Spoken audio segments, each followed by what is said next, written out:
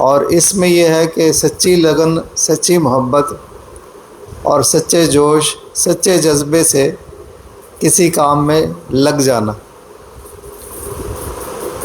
गो के इश्क और मोहब्बत वैसे ही इंसान को एक तूफ़ानी हिजानी कैफियत में मुब्तला कर देता है, लेकिन उसको मज़ीद मौक़त करने के लिए यहाँ पे तुग़यान का लफ्ज़